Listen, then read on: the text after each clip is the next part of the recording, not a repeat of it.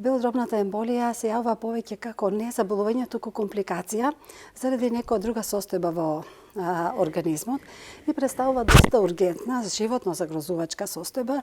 е една од поургентните состојби што се јавуваат кај пациентите и се јавува ненадејно, поготово кога се работи за масивна белодробна емболија и може многу брзо и ненадејно да заврши со смрт кај пациентот.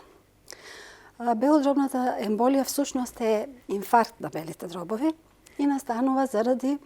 нагло зачепување или запушување на белодробната артерија или гранка на белодробната артерија со емболус.